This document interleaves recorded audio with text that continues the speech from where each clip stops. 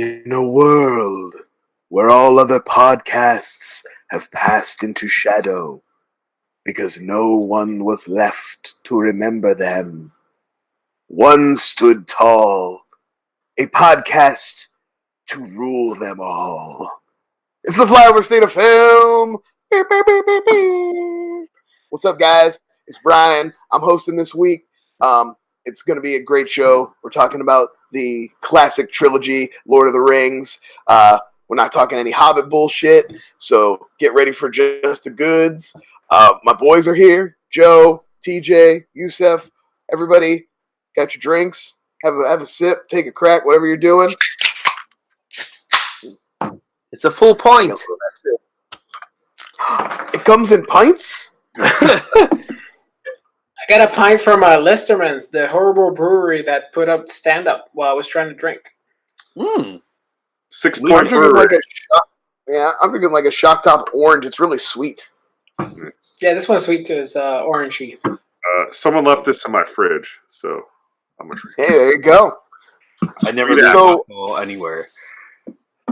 Before we get into the goods, let's just real quick. There's a couple little news stories, not really a lot. A couple of things that I wouldn't even call news because they're so obvious. You could have said them any week and they would have been just as true back 4 weeks ago, a month ago, 2 months ago as they are now. One is that the rest of the Marvel Netflix shows have been canceled. The Punisher and Jessica Jones, we knew as soon as they finished releasing their second seasons, they're the last ones to go. They're probably going to show up to the fucking Disney streaming service. Actually, they probably will just be done. Like this iteration of these characters, I don't think we'll ever see them again, to be quite honest with you. Well, I was going to say, go ahead. These Marvel shows dying, it's sad. It was expected, but with this, we get rising out of the shadow, the ashes of all this. Howard the Duck and Kevin Smith. I fucking hate you. It's an animated show, right? They're doing that. It's an anime. They're doing it's all animated. So out of all this, guys, there's a couple of them. They're working on a couple of them too, right? So we get this. Out of all this, guys, we get Howard the Duck and Kevin Smith becoming one. And for one, I'm happy. So out of amazing fight sequences and great acting from Daredevil, we get a shitty Kevin Smith animated series. Awesome. To be fair, the Clerks animated series is pretty fucking incredible. It's pretty good. It's pretty good. I know that was before he lost the weight and his talent. Once he started smoking, he actually got. It's weird when he was a guy who didn't smoke weed and made movies about smoking weed. He was better than a guy who does smoke weed and makes movies while smoking weed. Look, as long as they can drop the F-bomb and Howard the Duck gets into some pretty NC-17 situations, I'm all for it. Other than that, I'm gonna make a guess on this show that TJ's gonna fucking hate the Howard the Duck show, but not be able to come. Oh, I hope. I hope you hate it. TJ, because I watched season 2 of Punisher. It wasn't that good, but I still watched all of it. Anyone have any trailer reactions? You gotta do an episode recap, and they come out literally every 20 minutes on on your channel. I mean, I don't mind it. Does anybody remember what the other cartoons were? They announced like 3 or 4 of them. Any of the other ones jumped out? I don't remember personally. Not no? All right. Well, then I guess not news. Fuck it. So next on the list of things, another obvious thing: Alita: Battle Angel bombed super hard. $250 million budget plus marketing. They're saying it would have to make at least 500 to break even. It did about 30, I think, its opening weekend in the States. So that's pretty rough, right? I'm trying to think of these type of movies that come out. They have to make 500 million. Where do you go into this thing that this is going to make it? Well, the worldwide box office is usually where they make it up in China, but when it bombs so hard here that they don't even crack 80, its full run isn't going to do $100 million here in the States probably. So you still got a lot. That's a lot of weight for China to lift. They're using this really bad excuse right now that James Cameron was trying to test out the technology with this movie, and he wants it's just not coming to terms. I am so happy that this is what's going to happen to Avatar 2. It's the second Avatar 2, the first sequel, might make money on a curiosity factor, but unless it is legitimately good, the third one is going to tank so hard, and I am going to dance a little jig of Schadenfreude, Mr. King of the World. You've made some of the best movies of all time, but you had one that wasn't great. Now wait. So Yusef, you've seen this, correct? Yep. Brian, have you seen this, right? Hell no, I ain't watching this trash. Okay. I was going to say it when it comes to DVD. Is there any scenes underwater? Yes. She goes underwater to get her James buddy. Cameron definitely used this as some type of a testing ground for that. But it was CGI water, so I don't know. Isn't that what the entire thing is, though? I mean, motion capture, CGI. I mean, yeah. I mean, the once you buy into the animation, it actually is legit fun and good. But it's a dumb. It's like a shoot 'em up video game. Like, you're not in it for the story. You're just in it to just kill people. It looked very much just like it looked like Ready Player One, like aesthetically speaking, and it didn't even have the bonus of having a bunch of pop culture shit you recognize. Be like, hey, look at that! It was just a bunch of cyborgs and everything's real gray. It looks very Ghost in the Shell, very Ready Player One, and if I think that as somebody who loves sci-fi and is usually into that, I can tell you that the regular people sitting at home are like, that just looks like one of that's this movie that came out this year, but they're all the fucking same. You heard her here first. Brian is not part of the regular people. That's right. I'm not one of you noobs. All right, I'm not one of you normies. Let's say, would you guys rather these movies like Alita Battlefield, Ready Player One, heavy CGI with limited actual actors portraying roles? Would you rather than just be straight up animated films? Yeah, Ready Player One for sure. I wanted it to. Well, that's what I'm saying. That's what Alita Battle Angel was. It was already that, right? Yeah, you might as well just call it that and just call it animated. Yeah, but I think they use remake. Yeah, you get into that live action versus photorealistic CGI. It's animated. Fuck it. I don't know. It's stupid. It's a dumb thing to bother arguing about. That's what I realized. I was on that for a while, and I was like, "What the fuck am I even talking about?" Guys, Girl with Big Eyes movie that people are gonna. I don't want to watch that. And somebody goes, "No, man, it's really good. Do you see those machines? Robert Rodriguez." What was the last Robert Rodriguez movie? Sin City. How long is that? Sin City 2? Oh, wait, no one saw No, fuck you, Planet Terror, bitch. Yeah, Planet Terror. Yeah, he's made some good movies. Spy Kids 3D. Fuck off. Wait, you don't like Spy Kids 3D with Stallone? Yeah, no, you were the one talking shit about Robert Rodriguez, man. If you'd ever listened to watch the DVD Bunker, you'd find out that my top 10 action movies, Desperado made my list, man. Yeah, because Desperado was sweet. All right? I don't even think we're 3 minutes in. We already got the DVD Bunker fucking tag. That's right. Well, this guy's calling me out. I love Dawn of the Dead. I mean, not Dawn of the From Dusk Till Dawn. Yeah, right on. Yeah. That's in the 90s, though, so that's a long time ago. Anyway, any other things? You guys care about these other news things? We got Armie Hammer might be Batman, but still not officially announced. Go away. No, it's a rumor. He should have been Adam Warlock in James Gunn's Guardians of the Galaxy 3. That's who he should have been. So I don't give a fuck about anything but that. Honestly, did you hear about the Amazon Lord of the Rings interactive map?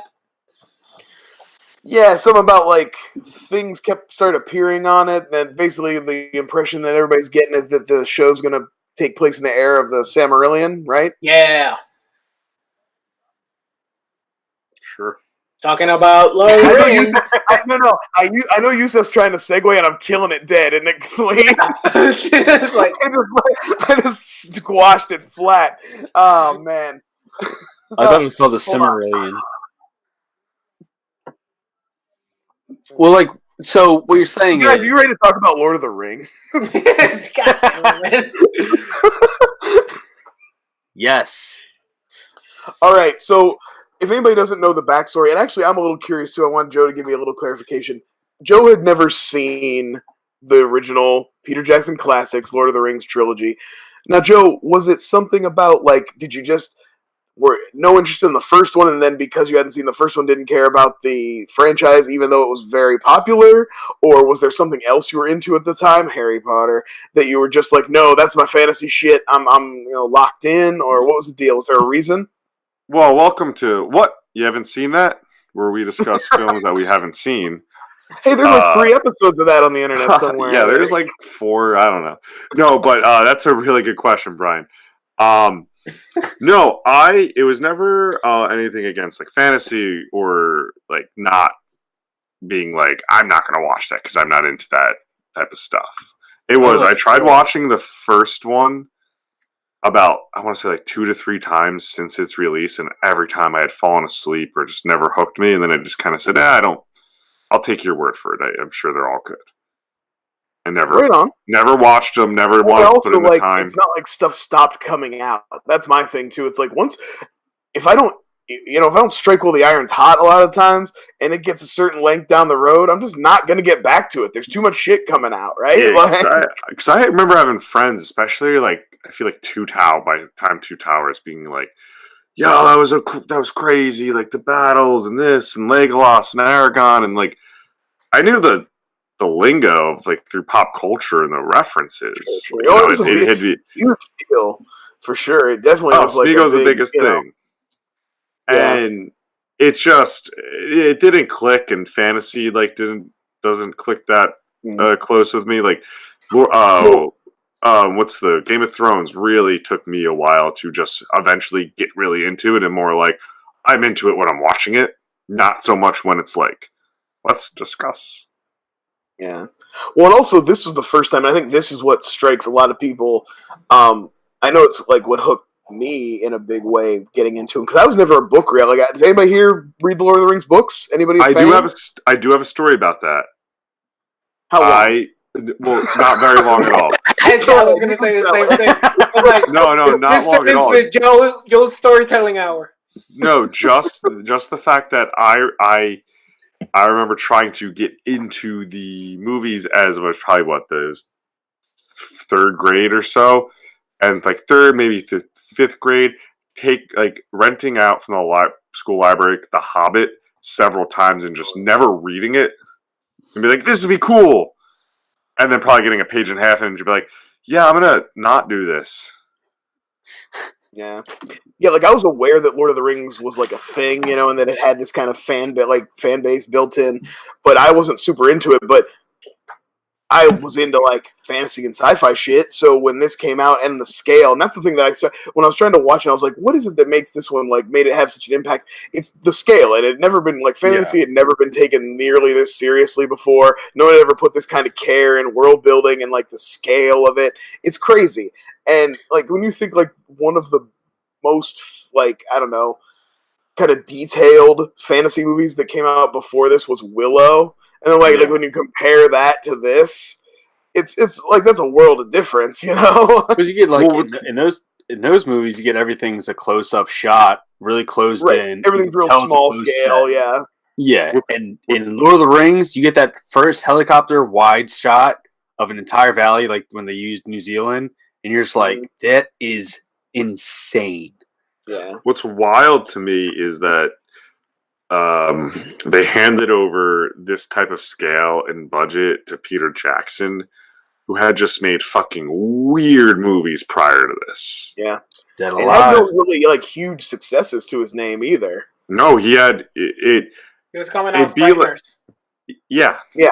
Which is a great movie, one of my favorites. There's a DVD bunker about it. It's very much... But not like a successful, not like a huge box office hit or anything. Yeah, it's very much... you weirdly already mentioned him on this podcast. It's very much like, on a much smaller scale, a James Gunn going into a Guardians of the Galaxy. It's that same thing, and to expect that Peter Jackson made this, and this thing's that detailed and that crazy. And I'll say this before I shit on Lord of the Rings for some of this podcast. I respect these movies a lot. There's a lot to like. Well, you can't take away from the filmmaking. Like I get it. Put it this way. Full disclosure, I get it, guys. Do you? I know. Peter Jackson is listening right now, and he's like, oh my God, Joe gets it. Good. He's like, I can sleep at night again. So Job's done. let's start out. We're gonna break the show. Instead of doing topics, we'll break up. We'll talk about all 3 movies. So we'll start at the beginning, like you do, with Fellowship of the Ring. Joe, tell us what you think this movie's about. Just kind of like you got through 60 seconds. Elevator pitch. I mean, give or summary. take, you got a minute, so don't drag. But just kind of I'm gonna summarize. cut you off at 60 seconds. Okay. All right. So we have. Sorry. So we get this big backstory of what everything means. I don't really know so much. There's this ring out there. This hobbit finds it. This wizard, Gandalf, comes to town, and they're on an adventure. The wizard, the hobbit disappears. Frodo has it, has the ring, and the wizard sends him on his way. And the hobbit and his hobbit buddies then go on a journey to meet up with the wizard. But the wizard meets a bad wizard along the way, and that dude, and then you think he dies, and then you're like, oh shit, Frodo and his buddies are going to be out of whack, and then they just kind of go on this adventure, and then they meet up with Gandalf the Grey later and fight this lava monster. You got through quite a bit of it, to be fair, you know. Bad. Yeah, it's not too bad. And that's the Fellowship of the Ring. That's a good movie. How about we move on to the next one? So, Two Towers. I understand. You guys got anything else? All right, good game. But do some walking. I didn't make that joke yet. Fuck off. They're more in a horse than in fucking walking. Stop with that stupid do way more joke. walking in Two Towers. And also, beautiful horses. Beautiful. Swooping Interesting shots. Yeah, swooping. There's helicopters and shit. If there were drones, they were saying like Peter Jackson would have a fit by now. But this movie, make it with drones. mind you, I'm with Joe. We're rewatching these. It takes a minute to get you into the lead story. It gets you. Especially if you're watching those extended cuts. Yeah, if you're coming into this now, today, like Joe's doing, blind, I get where Fellowship kind of makes you fall off. That takes you to, they build the Fellowship where you're like, oh, okay, I'm in 100% because, yes, there's some action in between, but leading up to it, there is a lot of backstory talking in this. So I get. Oh, I kind of disagree. I disagree because I think all 3 movies have great fucking intros. The beginning, they drops you into the world and it's pure action. And the beginning of the movie sets the tone in terms of, hey, this ring fucked up the world, and now it's loose in Middle Earth, and the fucking Hobbit has it, blah blah blah. But the action and the scale of the battles, it's right at the beginning, so you know what you're gonna get. So it's like he hands you a little bit of candy, and goes like, hold on to that. We have to build on the characters. We gotta build the relationships. Opening with that scene where Sauron is smacking the dudes and 10 guys go flying and shit. That's a pretty great opening. And I like the whole thing about the rings too. Galadriel doing the whole talking about the creation of the rings and who gets them and how they. And I feel like it's concise enough to just this is the world. There's magic rings. There's one ring that happens to be the most magic. It's bad. Boom, we're on. We can move on. The plot's fairly thin. It's the mythology that's deep. Right. It's a straightforward plot. Yeah, and that's where some of it does you get lost if you're not fully hooked. That's the one thing I wish these movies I wish I could say they've hooked me, and I was yeah, I'm watching them and I'm really excited to watch them, and I wasn't.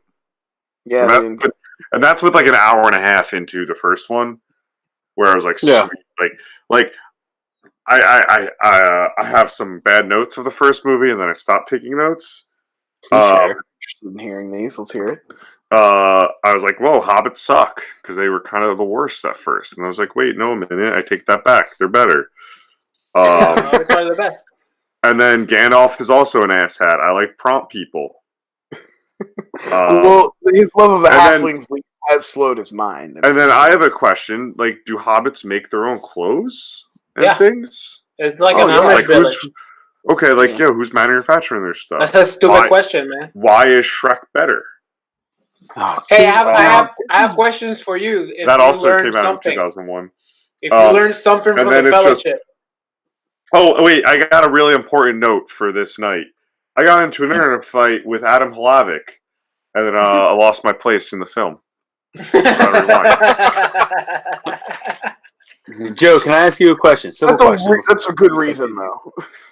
Yeah. Guys, he went to bed thinking about our internet fight that night, and that fills me with joy.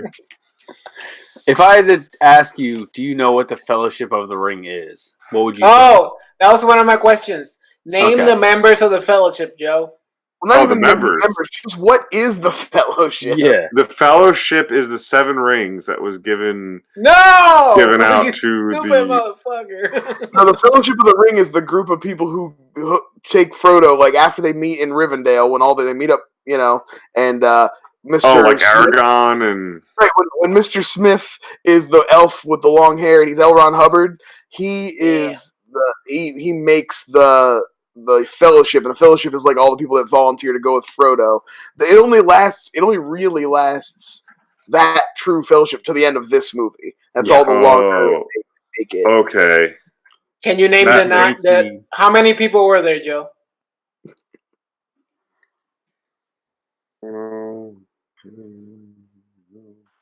He's counting. 7. But he was okay. It was 9. I count it. Is Frodo part of the Fellowship? Yes. Yeah. I mean, yeah. Okay. I was just wondering. You got 4 hobbits. All right. You got Frodo. I will give you Mary. You're right about Mary and Pippin. They're the fucking worst. I thought they were fine. Pippin, Mary, Samwise. Samwise. Gimli. My man. Who's the man? Aragorn. Gorn. Who? Aragorn. Oh, Aragorn. Yeah, Aragorn. That's a really bad fantasy movie. Wait, that is Aragorn. Legolas. The 2 more. Oh gosh, is Gandalf? Yeah. Yes. Gandalf the Grey. Yeah. Sure. Yep. Yeah. 1 more, baby. The best character of them all. You. I said Gimli. No, you. Brian's Gimli. I don't. You're Boromir. Oh, Boromir. Oh, yeah. Ned Stark. You're the asshole that dies in the beginning. He was the best. Yeah. See, guys, I pay attention. I like when he tussles with the hobbits. I think that's my favorite Boromir moment. You know, really, his presence was really missed. That's what I'm saying. Like, that movie, when it got to that, after the Fellowship hit, is when the movie started going. But even like then, when they're sitting at the rocks and Boromir's wrestling with Pippin and Merry, and then they see the clouds, but it's actually the birds. Like, if you didn't realize that was birds by, so many yards away, you're not a Strider. You're not anything like that. Mind you, when this movie starts, Aragorn, the best character in this entire series, is called Strider. Not Aragorn. No one knows anything about the guy. Joe, do you know anything about Aragorn? When they say anything about it. Let's stop picking on Joe for a second, though. Let's sparse it out. We got the movie. We got an hour for this.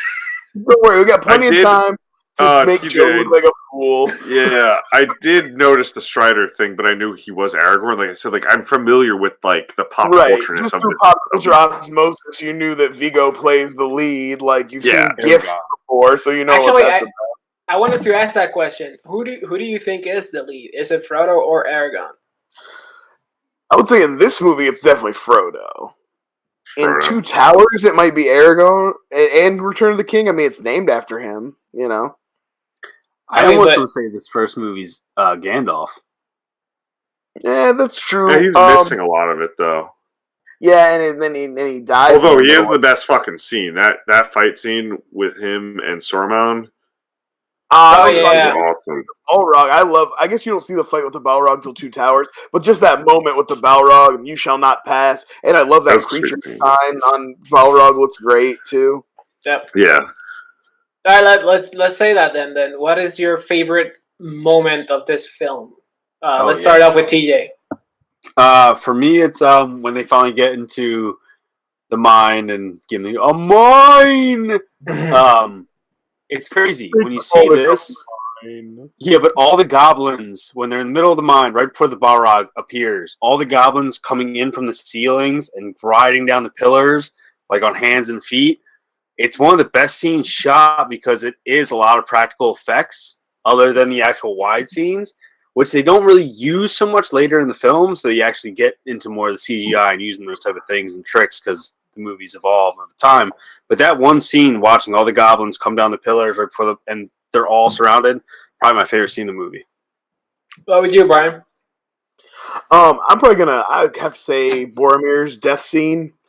Yeah. Just Boromir's whole arc. I mean, his character is very important to this first movie to show us what the ring can do to someone, the effects of the ring on somebody who is even, who is not even weak. Like, Boromir's a good man. His heart is in the right place, but the ring will corrupt you regardless. And, like, it hasn't started to work on Frodo because he's so innocent yet, but just to see how quickly it can turn the people around him, that's a really important part to have in the movie. The scene leading up to that where he tries to take the ring and then his, like, realization of what he did and his sorrow for it, and then how he, like, sacrifices himself. Plus, he gets shot with those arrows. Those arrows got to be as big around as a fucking nickel, man. That shit looks so brutal. I was like, damn, how big is the hole in your chest right now? And he still gets up and he kills like 10 more orcs. He goes to war with like 3 arrows stuck in his ass. And so I just think that's a really great, it's a great character. It's a great, arc for him and a great death. So a classic Sean Bean death. Yeah, I think my favorite is the whole sequence of them escaping the Balrog and them tiptoeing with Aragorn and Gimli. Gimli tells him like, Gimli's like, nobody throws a dwarf, and it beautifully ties with with Two Towers as their friendship grows, and he's like, toss me. It's like, but I love that sequence that Legolas has a badass moment with the headshot from afar, and then we have the best sequence of the entire movie that you shall not pass, and the ball is whipping the whip and grabbing him. And you fly, you fools! It's just that whole sequence and it's beautifully shot too. They use the lighting of the lava and the fires and the whole cave. It's beautiful. Ian McKellen is one of 2 guys in this movie who like had the best agent in the early 2000s. Is him and Hugo Weaving. Like they both were, he was doing X-Men and this, and then Hugo Weaving's doing Matrix and this like simultaneously. Yeah, those guys were killing it in those like in a 3-year span. They both went from guys I had never heard of to dudes I couldn't think of movies without like thinking. Well, yeah, they were actors. Yeah, before that they were.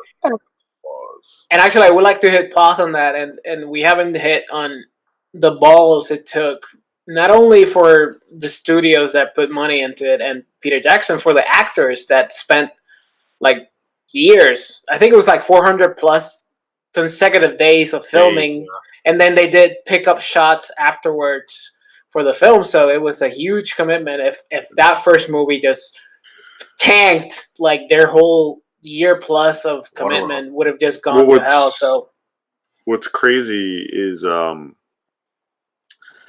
Peter Jackson and his writing partner, I forget who his name, they wrote this out as like one giant movie, and they pitched it as 2 because they were like, no one's gonna fund 3 films. They pitched it as 2, and then it was Miramax. And the piece of shit over at Miramax was like, you could make it in 1 movie. So they wanted to cut it all down. And then it really was New Line Cinema who gave them the confidence and kind of saw the potential in it and said, we can't do 2 movies, but do 3 movies. And then gave them that budget and that thing. And I actually prefer this as 3 movies compared to like a TV if it were today. I know there's a TV show coming out today, but if the Lord of the Rings had never existed and we had, let's say, the Game of Thrones in the world, this would just be, hey, did you hear that book Lord of the Rings is going to be on TV? It's going to be a Game of Thrones type of show. That's all you would ever get, and it would be okay. I mean, yeah, there's no Game of Thrones period without this. Oh, there's not a lot of things period like, without Lord. And like I said, this set the new bar for high fantasy. Yeah. Like now you don't even step in the ring between this and Harry Potter. I would say together, but Harry Potter didn't get to this scale till it was like 5 or 6 movies in. Yeah. You know, and R.R. Martin jumped off the bat was like, here we're doing this. Like and R.R. Martin references a lot Tolkien and Lovecraft in his work. Yeah. Like both of them are like huge inspirations for him. So we wouldn't have anything without this book at all. I mean, these movies are so successful. There's countless of mimicking films till to this day. Yeah. These epics that just don't work. Question. Yes. What does the ring say when they put it in the fire and Gandalf reads it to Frodo? One ring to rule them all? I don't.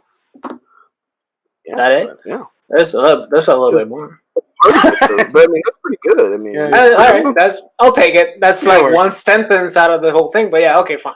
Let's you expect him to know the whole thing, man? He only wants I wanted to be shame him, but that's. I watched your videos. Let's wrap up with Fellowship of the Ring so that we can move on. Anything else we didn't say about Fellowship? I got to shout out that scene with Liv Tyler where she saves Frodo and she does the thing with the horse water. That's one of my favorites. I love that too. I can't. I almost let it go, but if you want him, come and claim him. That's such a great. That's as good as Gandalf doing the you shall not pass. As far as I'm concerned, those are like on par with each other. Yeah, that's good. The only thing I complain about that scene is the random branch that just cuts her cheek. Yeah, for no reason. That's the only thing. But yeah, that's a badass scene when the water. She's really riding fast, guys. I was gonna. The second scene for me would be when play off of Boromir trying to take the ring from Frodo, and Frodo is confronted with Aragorn, and he thinks he's gonna do the same thing, and Aragorn closes his hand, accepts him. He's like, "You gotta go on your own journey." Turns around, and he has all the orcs coming on him 1-on-1. Probably the most goosebumps filled scene you'll get out of that film right there. Aragorn by himself, no counter. He has all the confidence ever, and he's going straight in. So, and I know I love Game of Thrones, but there's a lot of visual cues that series has stolen from this 100%. This movie. A lot of visual that I haven't watched these movies in a while, and I was just rewatching. Like I did the full marathon for this podcast, and there's a lot of visual cues. I was like, oh fuck, they did that in Game of Thrones. Like the Battle of the Bastards. It's beautifully shot and it's amazingly edited, but it takes a lot from Lord of the Rings. Oh yeah. Easily. Did you have anything? I know nothing has been sticking to any scene jump out to you, Joe, in this movie. Did you have a favorite moment from this first one? Yeah, Joe. When it ended? Yeah. No. The credits came up and I woke up to the menu was back. No, it is Gandalf's fight with Saruman, and a lot of the Saruman scenes. I just think Christopher Lee is so fucking cool. He just he just owns the screen when he's on it. And another dude who was having an amazing early 2000s because he was in the Star Wars movies too. You're right. Yeah, we don't talk about killing it in the early 2000s. But that scene, and then it was the Gandalf the Grey. Is that in Two Towers? What Grey? Oh yeah, okay. He does this flip. Yeah, he dies because he dies with the ball. Well, we're getting into Two Towers anyway, so we might as well go. Two Towers opens with them falling, right?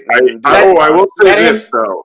Let Joe do the 60-second pitch of. I do got to do the. I do like the drop, and the Gollum background we get. Oh yeah. The sneak preview of him. Yeah, he's always watching us. Yeah, just a little bit. That was like knowing what comes. That was a nice storytelling. Okay, so Two Towers is start. God, they're still like traveling. There's nymphs. They're cool. They're trees. They take Pippin and Merry on their shoulders. They look real awkward these days. Frodo and Sam are off on their own with Smeagol. Oh, and my. Gollum. From SNL? Robert Smigel, yes. Triumphant comic dog. Smeagol, sorry, and Gandalf the Grey shows up. There's The White. a bunch of White. There's a bunch of battles. I really lost focus. And stop. My God. Please. Okay, now give me the same 60 seconds and see how I do, all right? All right, Brian. 60 seconds on the clock. So Uruk-hai have Merry and Pippin to take them back to Saruman because they think they're the hobbits that have the ring. They're not, so they're being tracked by Aragorn and the guys. The Rohan, the king of Rohan, is poisoned by Saruman, and he's cast out his own people. They come across the orcs and kill them. They team up with Aragorn. They Merry and Pippin survive that big attack, and they go off with the Ents, the tree people. The Rohan, he goes to Rohan, saves the king. They take their people to hide in Helm's Deep from the oncoming orcs. The Ents decide they're not going to help, but then Pippin tells them to go take a stroll by Isengard. There's a huge battle at Helm's Deep. They breach the wall, but they end up time. That's pretty close, right? That's good. That's good. That's what I said. Close. This is, and I think TJ will agree with me here, this is my favorite one. I think Two Towers is the best of the series. I mean, that's the kind of the consensus of the fans, though. Yes. Really? Because I don't think at the time when it came out, like when I think everybody was, I don't know, I just personally always liked Two Towers, but I feel like maybe that's something that's grown in the last couple of years. Yeah. I mean, I think all of them are very balanced, but this is and all of them have a lot of action, contrary to popular belief of walking and horses. But Two Towers is the best in terms of the battle sequences that they have. Guys, what's up, Joe? Here's a thing. I don't care about action. Like the action's like it's fuck you, cool you Nicolas Cage sucking big motherfucker. Cool. Yeah, you don't like the battle? Like this is some of the most. No, I'm not saying I don't like the battles. The battles are cool. Shut your mouth. Shut your mouth. The battles are cool. My point being is people complaining that there's no action in it or whatnot are stupid because the action is cool as effective. At the end of the day, it doesn't matter. It's the story that's trying to hook me. I don't care if it's the slowest pacing thing. Like one of my favorite movies is the action in these movies works because it's always pushing the plot forward. Every they're cool scenes. Every battle is a plot point. Like there's a reason for them. There's there's lessons that are learned from them. There's all that. That's why the action in these movies is so well used and purposed. So anyway, that's my. Before the action though, I remember I don't know why.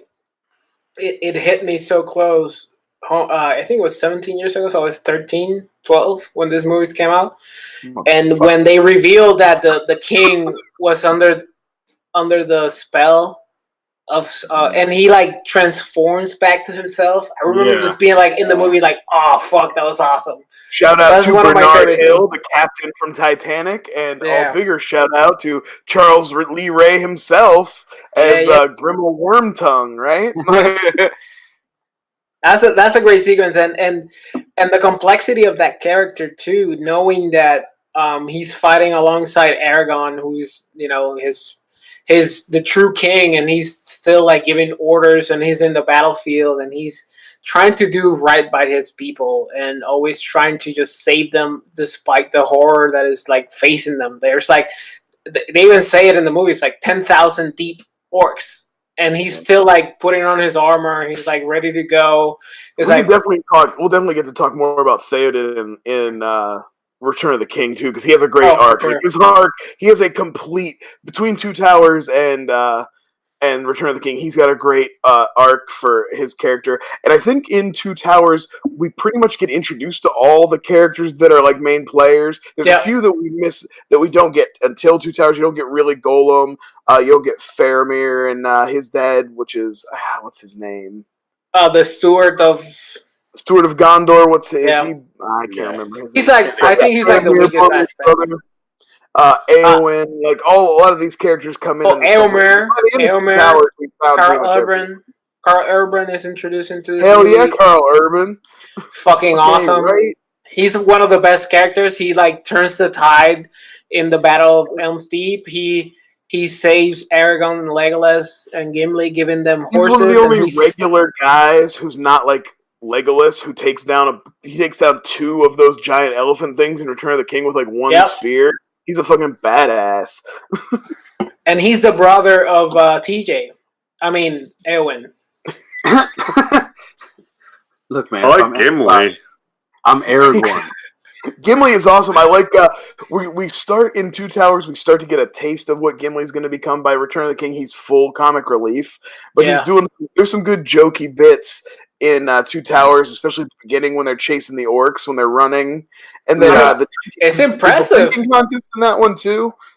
No, I think that's in the first one, but it's impressive that he fucking runs like 4 marathons, and he's right there with an elf and a human. He's just with his tiny legs, just trucking along. Yeah, he's carrying a big axe. He's carrying a big axe too. What's the difference between why they let Gimli do his thing compared to they're like, oh, hobbits, you can't do you? They're different races, right? Dwarves are like a warrior race. They're miners. They're like and hobbits are like a race of slackers. Like basically they literally just live to party. They like farm their own shit. They make their own clothes. They only do enough work to sustain so they can sit around and get drunk and smoke pipe weed. Like that's a hobbit life. They're offset of the humans, and they weren't even offered rings because Saruman didn't even consider them as a race that he needed to manipulate. Fun stuff. Yeah. We don't want to get into the race politics of the movies or the books. Yeah. Where were the black people? Well, they're all the guys in Return of the King who are working for Sauron. They show up on boats and they ride the back. So they got to be on boats. They're the bad guys. Pirates. Yeah, the bad guys. I see. I mean, Joe, this is Middle Earth, okay? This is not America. Yeah, make Middle Earth great again, okay, Joe? Jesus, man, quit bringing new shit in here. That's what there were a lot of. You know what I noticed there was a lot of in these movies? Walls. What do you guys think about that? Well, they're effective. And all of the ladders. All of the ladders go over all the ladders. Don't forget the bomb in the suicide bomber. That's amazing. Oh, I love that. Okay. The Battle of Helm's Deep is my favorite battle in the whole series. So good. Question for Joe. How many days does it take for Gandalf to return to the Battle of Helm's Deep? 5. It's 3, Joe. It's 3. 3 days. Look for me at first light on the 3rd day, Joe. Come on, Joe. Were you even fucking paying attention? No, he already said he wasn't, son of a bitch. This one of all of them is just the black. This whole one is the Eye of Sauron. This is the black hole. There's 2 scenes in this movie that get you fucking nuts. It's that scene where he shows up at dawn to the east, and then there's the scene at the very beginning when all the orcs line up, rain starts dropping, and you have the old man because they lined everybody up, and he's quivering with his bow. Yep, and lets it go and kills that first orc, and everyone goes silent, and then it starts the battle. It's like that point of the movie, so fucking good. And you know what is impressive about that movie, and we can get into like the favorite scenes. Probably everybody's gonna pick Helm's Deep because the impressive thing about that scene, that sequence is, and the reason why I hate Joe so much is like the scale of that battle in terms of what is happening in terms of all the moving pieces inside of that battle. You never lose track of what's at stake. You never lose at what's at stake in the ground. You never lose as what's at stake in the wall. You never lose what's at stake in inside of the keep where the king is. Like you're always aware of what casualties mean to the survival of the humans in terms of that in that battle, and it's just fucking mind blowing to keep track of everything that's going on, all that CGI mess. All those characters' death and all those characters' like plot points in a sequence of, I think it's like 30 to 35 minutes. I don't know. I don't know how long that takes. And you never lose track of it. And then you get that like TJ just said, that goosebumps moment where fucking Gandalf rides in the dawn of the third day. And kudos to this movie and Return of the King for showing how effective like fucking cavalry is against a standing army. Man, I love seeing a good cavalry mow people down. Like nothing like a 2,000-pound horse just trouncing people. It's so great. Well, that's even when you get Aragorn and the King of Rohan, or what's his face? He says, "Ride out with me," and you look on his face. He's like, "Yes." First he says like, "Ride out for like something in glory," and he's like, "No, ride out for us," or something like that. And he's like, "Yeah, let's fucking do it." And they ride out down the walkway, like 8 horses in stride, and destroy all those guys sitting there. You're just like, this is fucking perfect. Yeah. All right, TJ, what's your favorite scene in this movie, so we can jump into the next one? I'm going when Aragorn comes back after he gets taken off the cliff by the predator. Oh yeah, we didn't even talk about the dogs, the riding dogs. I love those. Like if you had a dog that big, of course you would use them instead of horses. They'd be so smart and obedient. They'd be way better than horses. Perfect. So you get Shane Black's predator dogs taking down Aragorn, and he comes back and just kicks in the door of the Rise of Rohan and just like, fucking, I'm here. Let's fucking do it. Helm's Deep and let's rock. Like that was my favorite part because that's when I'm like, Aragorn fudges. You know what I mean? How about you, Brian? Hell yeah. Oh man, it's hard to pick just one, to be honest with you. I agree. I'm not going to. I'm going to pick at least 2. Maybe 3. We'll see. We talked about Helm's Deep. That's an amazing battle. Intercut with that is the attack of the Ents on Isengard. Yes. And watching those giant tree monsters tear that fucking city up is the shit. It's fucking awesome. And they take down the dam and they all stand in it. Yeah, and when the one runs it on fire and dunks his head, yes, it's on fire. That's like one of my favorite little, like, you know, an animator that was like a throwaway joke. They were like, we wonder if anybody will notice we're putting this in here. It's like 5 frames. It's so good. Yes. The scene we tipped it a little bit earlier where Aragorn and Gimli have to they fight the bottleneck on the bridge while they repair the door, and he tosses it. You know, they have the trust build, and another scene where we get into that is where they Gimli and Legolas start their killing game about who can kill the most orcs. So like the bonds are building in this one, and then the last one, real quick, last one I swear is when Gandalf like drives Saruman out of King Theoden when he throws off his robe and reveals that he's the Gandalf the White now, and he still has his staff, and he's like, he's like twisting it and pushing Theoden back into his chair and shit. It's just really good. There's a lot of great dialogue there, like real like nasty kind of back and forth between them. It's really great. Oh, I'm gonna jump in so I give Joe his favorite and then his 60-minute to shine since he's been quiet for like 40. I like how this episode was centered around making Joe watch Lord of the Rings, and then we're like, "Shut up, Joe! We're talking about Lord of the Rings now." So I agree that scene where I think it plays. I know that they shot it like cohesively, but I think like he shot it like in terms of he was like building it up. So I love the scene where you just referenced where he becomes like Gandalf the White.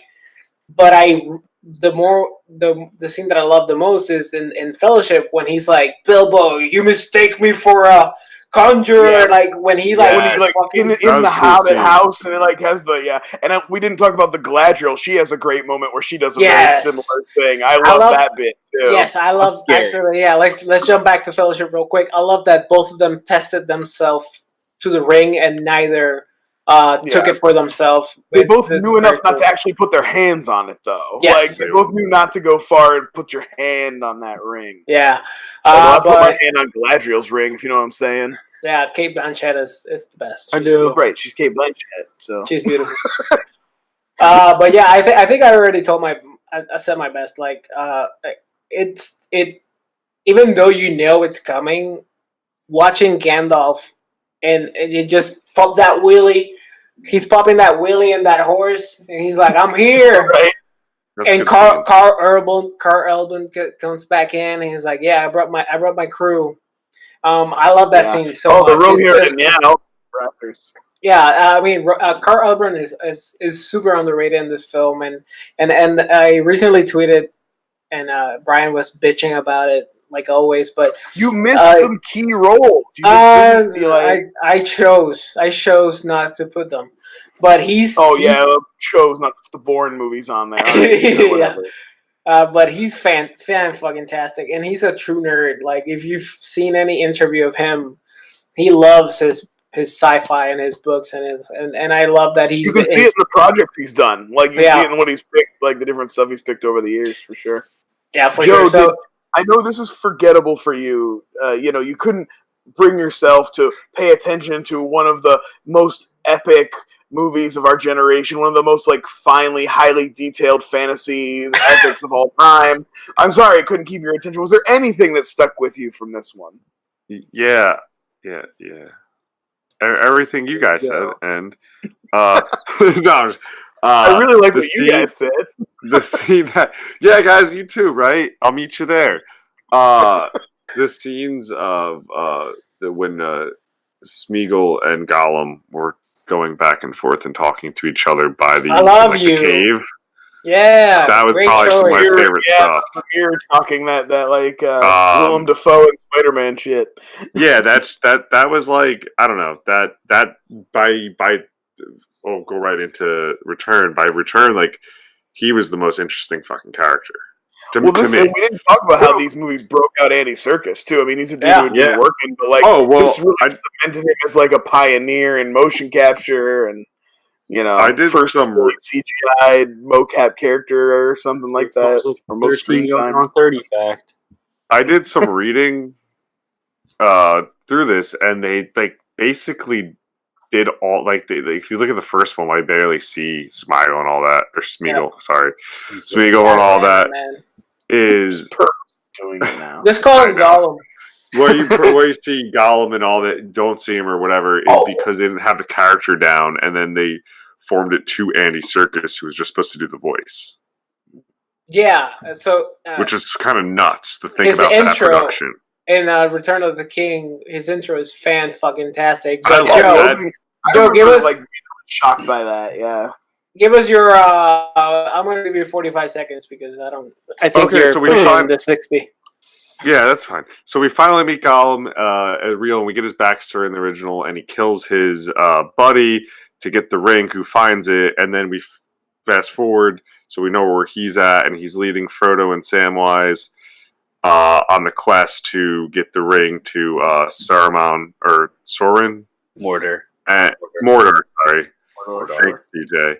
And while that's going on, the others are trying to protect and fight against Saruman's armies. And I'm sorry. And good job, man. That was fantastic. That was the best one. Fights a spider. That was the best one. That was probably your most fluid one.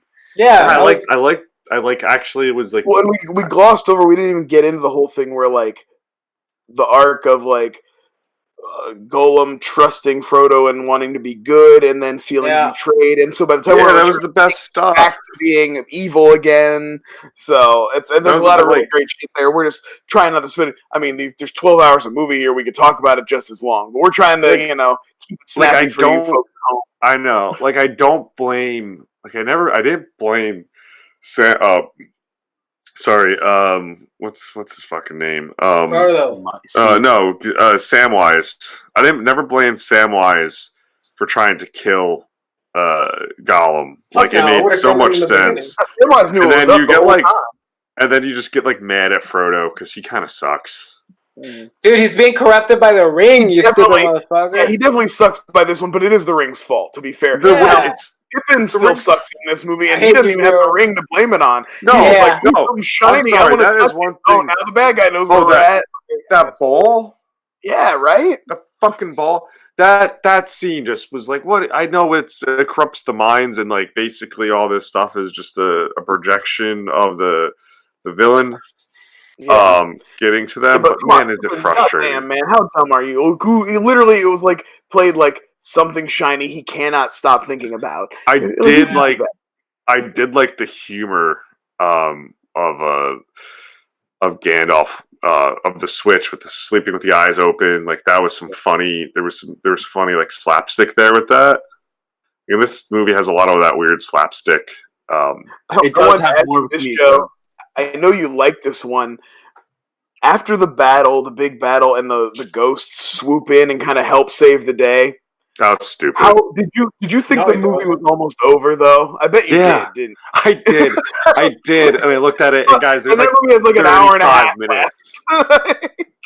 I haven't said it. I haven't said it yet, but I watched all these 3 movies in a shitty rundown theater that was right next to our home, and we used to walk there and to watch movies. And my dad is like notorious for falling asleep and snoring in the theater.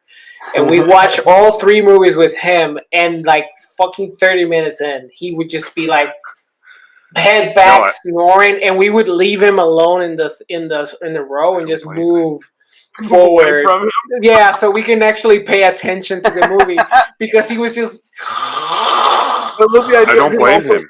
Up and not like notice, not like realize like where'd everybody go? Kind of like what the? Why am I by myself in a movie theater? He was like paying $5 because it's Puerto Rico, $5 to just take a 3-hour nap at the theater. I used to pay money to have a dark room to make out in, so I get it. Yeah, that's why you'd always pick a bad movie for those. But I think this movie. I mean, we've kind of ignored Frodo for a while, but all 3 movies have good arcs of Frodo. This movie has the best Sam arc because this one, Frodo is completely corrupted and he's just dying at this point because his mind is not his own for sure. Yeah, and I think one of the best scenes, and I know it gets a lot of shit. There's a lot of like Sam is gay and Frodo's gay. I think I know what scene you're going to go for. But. First of all, if there's any hobbits that are a couple in this movie, it's Merry and Pippin. One's name is Merry. The scene when Pippin goes out to find him on the battlefield after it's all that's like a wife coming to find her husband on the battlefield. I'm just going to put this out there now. Like that. It drove me. I was like, just admit it. Like they're confirmed bachelors the whole movie. They give Sam a big case of the not gays and make sure that he has a girlfriend by the end. They never just let Merry and Pippin be together. I think you're all wrong. And the real relationship that we're all missing is Gimli and Legolas. That's a relationship. Those 2. I would like to see them fuck. Yeah, those 2 definitely. But I don't know though. I think Legolas is actually too pretty for Gimli likes those hairy dwarf women, man. Although to be fair, he had a thing for Galadriel, so maybe elves are his bag. That's it. But I think the best scene in terms of Sam wise, is when he literally picks Frodo up. Yeah. It becomes the point where. It's hard for me because I think when he fights the spider is pretty amazing too. Oh no, those are because you think Frodo's fucking dead. He fills him up with poison and they wrap him all up. It's all gross and shit. And then he shows up and he goes to war with that spider. He does not fuck around. I was gonna say it's right before that when he finds Smeagol finally goes full on fucking bipolar and drops a llama spread over the side of the mountain. Elf bread. Elfred. Llama spread. Elfred, llama spread. Same stuff. Elfred. And then Samwise finds it after he falls down the mountain 25 feet and he lands next to it and he's like, oh shit, and then clicks and he goes full steam up the mountain again to find. I mean, yeah, I love all the action sequences, but that moment of literally picking up your best friend for you. Yeah, exactly. I can't do it for you. I can't do your task. I can't fucking be the hero that you're supposed to be, but I can at least carry you. Yeah, guys, it drove me. The only thing that truly drove me crazy in all 3 movies was Samwise just keeps saying Mr. Frodo. It's respect, man. No, he's a Baggins. He's you guys a are like you're on a hierarchy. journey. Like when we They're go a to hierarchy. Pittsburgh, and if you call me like Mr. Joe or Mr. Fuck you, man. I'm gonna do it now. I'm gonna do it now. I'd be like, stop it. Well, Joe, if you pay for the entire journey, yeah, dude. There's a hierarchy. There's a hierarchy in the Hobbit world, and they say it in the beginning. Baggins is the shit. Like Baggins are the best. Baggins, and then the rest. Yep. So Mr. Frodo is Mr. Frodo for a reason, man. Okay, Mr. Joe? I thought you were going to freestyle. I get it. I get it. I was just annoyed. No, I get it. There's a few cheesy lines between them. And I appreciate the different type of love, the friendship love, even though it comes across kind of it's a huge they're huge buddy movies. I think that's the thing that like dumb toxic masculinity bullshit like brings to that. Like it's I get it, haha, it's funny, it's a joke, but like honestly, I love it. It's a friendship. It's a really great relationship through all three movies. We didn't even talk about it in Fellowship, but when he walks out into the water after Frodo in the canoe, he's willing to die. He's going to drown. Like, he doesn't care. He's going to get to Frodo. Like, there's so much love there between those characters. It's sad that our society has to be like, oh, it's gay. Yeah. It's so gay. It's like, I wish I had a puppy who gave a fuck about me as much as Sam does. Like, I agree. I was going to build off that and be like, even the moments when, go back to Towers, when Frodo is looking to the, I don't want to call it the Swamps of Sadness because that's from Neverending Story, but they're in the bogs and they're looking at all the corpses, and Smeagol's the one who pulls him out and saves him. That's a cool scene. You got to understand, like, that's where Frodo's coming out with Smeagol, so to have that build up to the end of the scene where they finally go head to head and go hands down for the ring, like that build up, like you see what Frodo's been seeing, but then you get mad because he definitely left Sam out, who's been with him for all those times, and Smeagol may have saved him once or twice in this little journey. Well, Sam's been with him since the beginning, so like you definitely and it also plays. Go ahead. Oh, sorry. I was gonna say, can I skip to the end? That has something to do with what got me in this whole 3-movie watch, and I watched them over a week and a half. Watched him in a day like a man.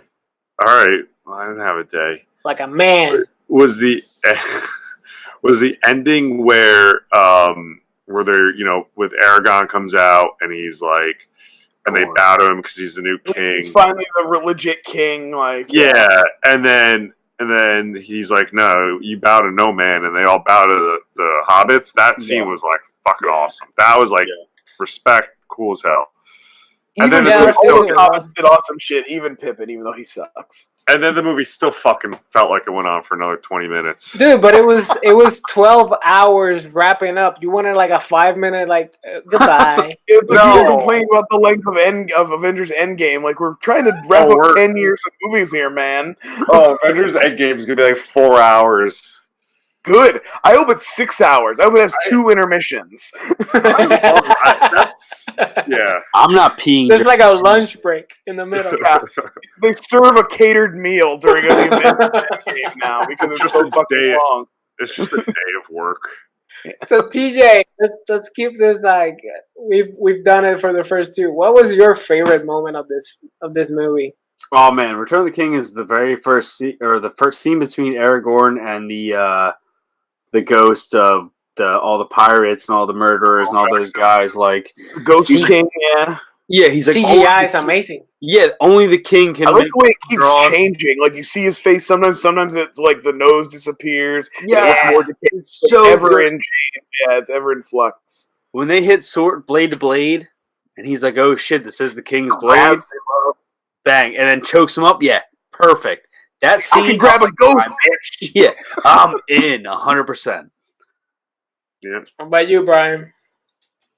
Oh, man.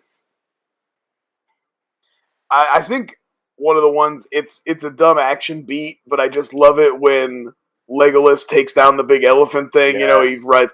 He's running up, he's up the arrows, then he cuts the thing and it falls off, and then of course it falls down, and then the Gimli gets his joke beat of that still only counts as 1. Yeah, that's a solid joke beat. That's so funny. And then on a more serious note, right with Joe at the very end, where you just get to see Aragorn kind of fulfill his destiny, is a great one. And then the stuff we haven't talked about, the stuff with Faramir, and where he's about to be his dad is gone crazy and is about to kill him, basically burn him on a funeral pyre even though he's not dead. And then they save him and his dad catches on fire and then runs a really long way off the side. Like, you really could have jumped off way quicker, just like take a left or right turn, but he really ran on fire for like a good 100 yards. All the way off he ran like at least 300 yards off the there's no way that happened, but I'll take it. And that's a beautiful sweeping shot. Like, he falls to his death and then it pulls back. I'm trying to watch the beautiful Minas Tirith, the White City, looking all glorious. Yeah. Also, I didn't mention this in any of the other ones, but all through these movies, and this is the thing that The Hobbit is fucking missing, amazing practical effects, amazing miniatures. There are some miniatures in this movie. There's a couple when they're attacking the castle and you see so they shoot a big brick and it hits the castle and they fall. There are just some fucking incredible miniatures and they don't get enough credit. Everything's CGI in the Hobbit movies and it looks real plasticky and flat, and these ones don't look like that. They hold up because of that. 100%. So and the perspective scale that they use. One of my favorite One of my favorite games throughout this marathon was: is it scaled? Is it CGI? Or is it a tiny person? Yes. Perfect. From behind, it's always a little person. You can always tell. You can tell by the way they walk, by the way their bodies are shaped. But one of my favorite scenes, and so we can talk about this character. I don't think it's my favorite scene, but since we've ignored her or TJ for a while, when they killed the ring wraith, the Witch King, the Witch King. Sorry, I am no man, and she just stabs him in the face, and he implodes. And TJ's like, I killed him. I'm TJ. It's fucking amazing. It's just a great scene. I love that scene a lot. They do a great job leading up to that of building up the Witch King too. They have him break Gandalf's staff. They make him very scary and very formidable. Like, he's riding that dragon around, just taking out swaths of dudes. So that's a very satisfying moment. That's a great one. And I had mentioned him in Two Towers, and I wanted to come back around to Theoden real quick. My favorite side character, the King of Rohan, he dies during the battle that's in the middle of it feels like it's the end of the movie, but it's actually about in the middle for Minas Tirith. But his arc of this movie is so great, from starting as the poisoned king who can't take care of his people to redeeming from that, defending Helm's Deep, kind of not wanting to the help of Gondor, but then turning around and deciding to help Gondor after he has his own, he gets to build and he just becomes a better and better man, and he gets to die at his peak. He's learned all his lessons and he's passed them all on to Eowyn, who will probably go on to be the queen of their lands because she hooks up with Faramir.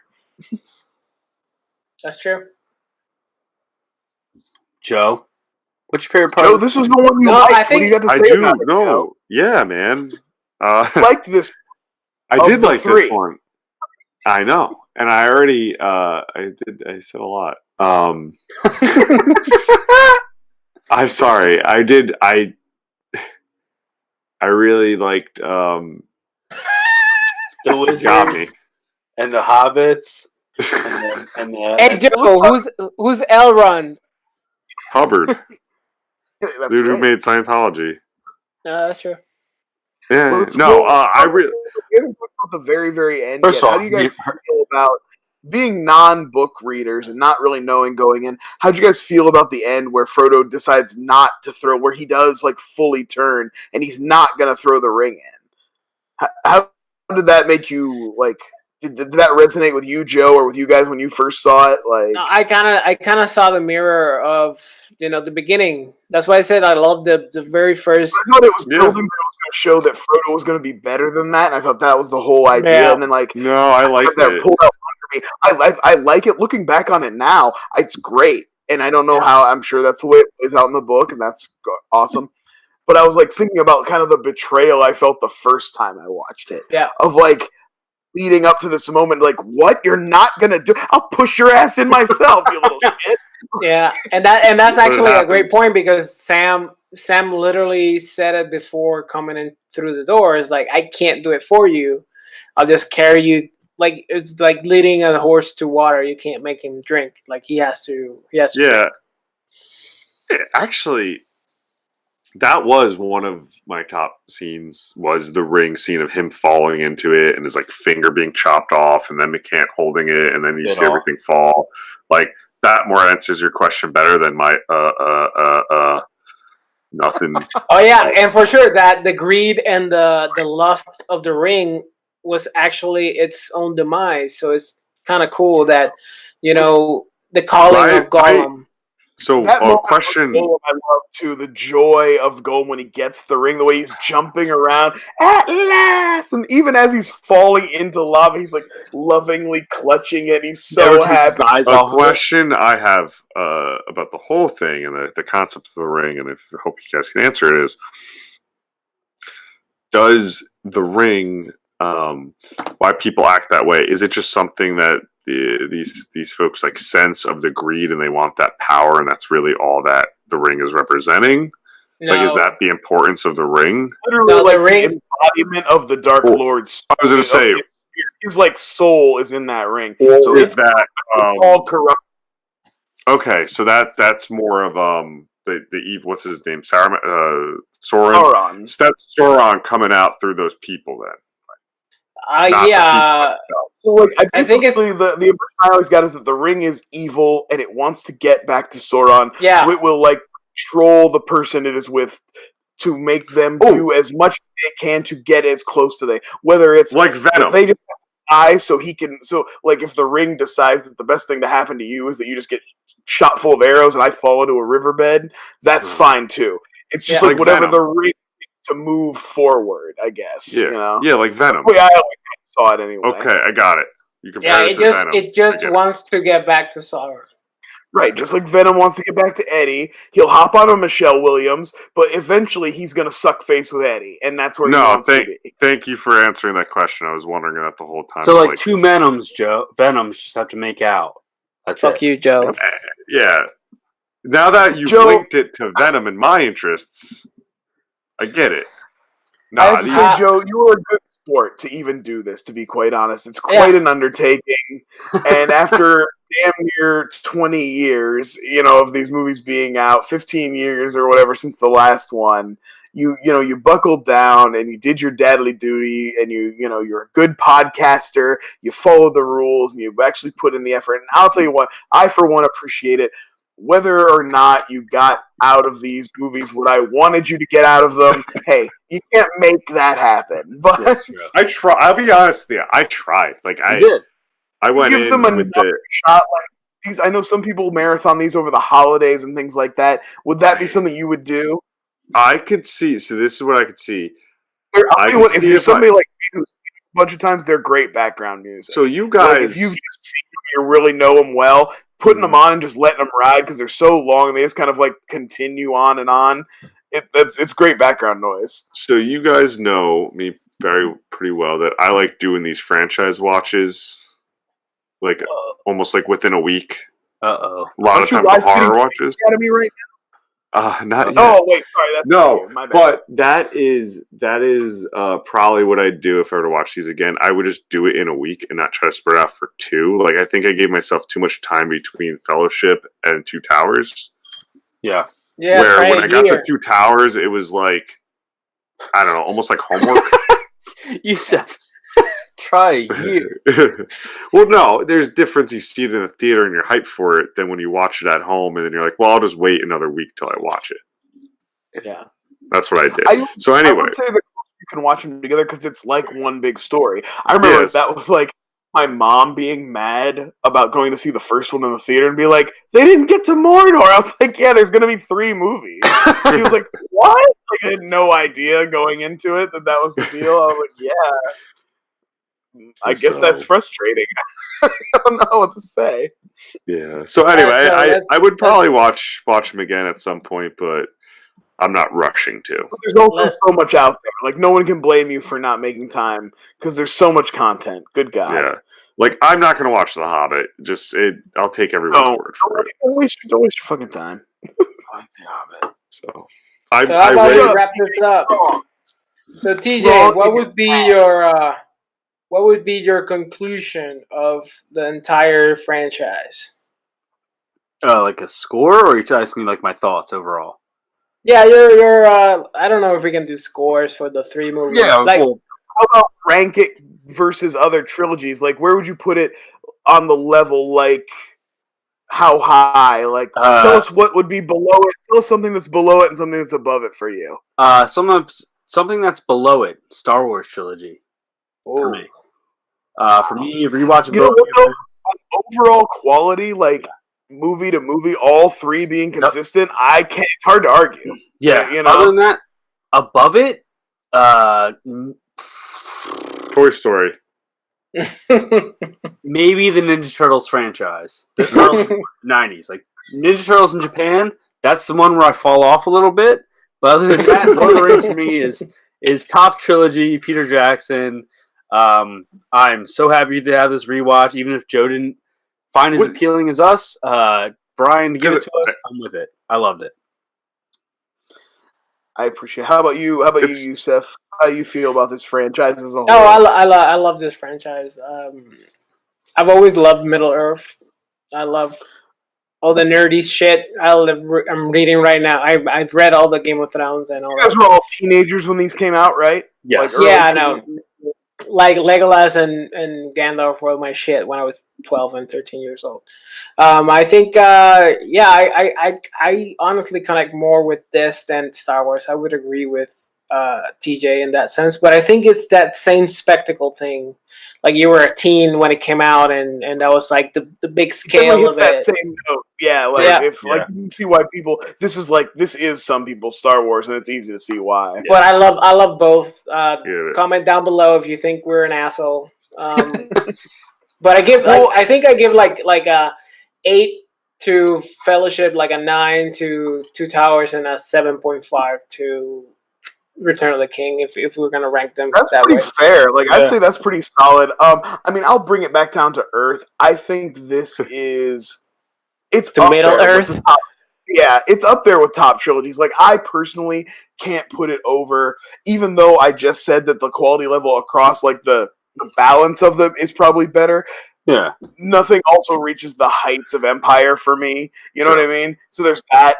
But, like, right up there with the original Indiana Jones trilogy, the new Planet of the Apes trilogy, like, movies that I think are, like, near perfect trilogies, I would fully throw this in there. And much like the reason the prequels were a disappointment to Star Wars because the Star Wars movies were so good, I feel that way about the Hobbits too. If the Hobbit movies existed in a vacuum, you'd probably be fine. You'd probably be like, yeah, these are pretty good. They drag a little, they're a little bloated, whatever. But the Lord of the Rings movies are so much tighter and so much better and look so much better, even though they came out first, because they better balance the CGI. Even though any movie from the early 2000s is going to have wonky CGI moments. And that happens. But overall, these ones are really still pretty strong, I think. Like, good, especially when you're thinking about how well Gollum is rendered, like his skin texture and stuff. That's pretty impressive even for today. His eyes. So, I would say that this definitely ranks up there, top trilogies of all time, and maintains 15 years later or whatever, still holds strong. Sure. So, Joe, you were such a good boy, and you did your homework, and now it's your turn. You get to pick our next movie. And I know you already got one backburnered. You've been, taunting us with it. Like, hey, I already know what we're going to watch. You're going to be so mad. You're going to be so mad at me. Oh, Jesus. Since I'm going to do a right turn away from these nerd worlds and good movies. And we're going to go with baseball coming up and spring training starting. We're going to go with the Tony Scott classic, Bobby Rayburn, The Fan. I do like it. Robert De Niro, Wesley Snipes. Okay. All right. Just your classic crazy fan film. Okay. You know. I'm actually not. We said baseball, and my heart sunk. I got upset because that's not sport. But fuck you. But the fan. But TJ, every baseball movie tricks you because it makes it seem like baseball is an interesting sport, and then when you watch actual baseball, you're like, "God damn, this shit is trash." I can deeply offended. This has nothing to do with baseball. I'm deeply offended as a Puerto Rican.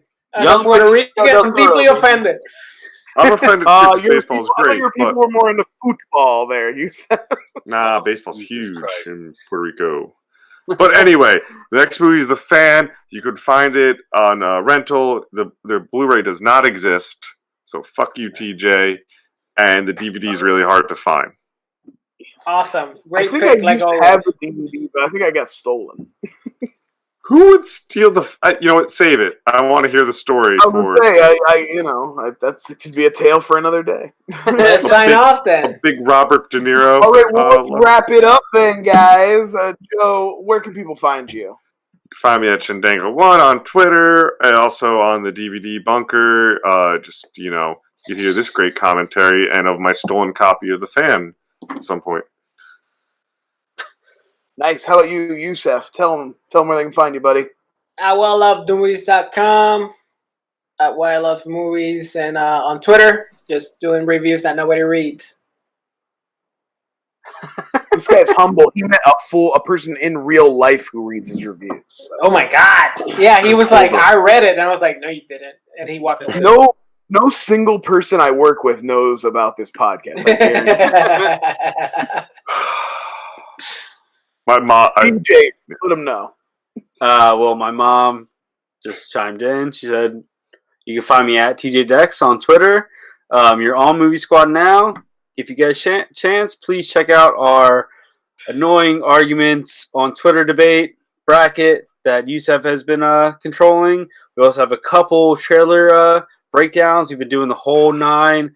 Youssef has been going ham on all these debates. This YouTube game, baby. Yes, 24 hours. This guy's been doing all the detailing on all these trailers that drops. So, guys, please check those out. Other than that, you're on Movie Squad. We're also playing bingo with getting blocked. Yes. So when you get blocked by a YouTube personality, I'm way out in front of that one. You can find me on Twitter at Hercules. You can find this show, The Flyover State of Film, or my show, DVD Bunker, on lots of platforms. Anywhere you listen to podcasts, just search either of those names. You'll find us.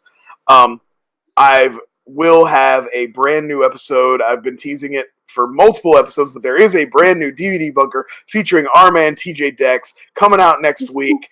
I just gave our internet arguments the time slot last week. I figured let's spread out that content, keep people wanting more. So you can find the new episode featuring TJ Dex a week from whenever this dropped. Check it out, and thank you for listening, and we'll see you next time. Bye.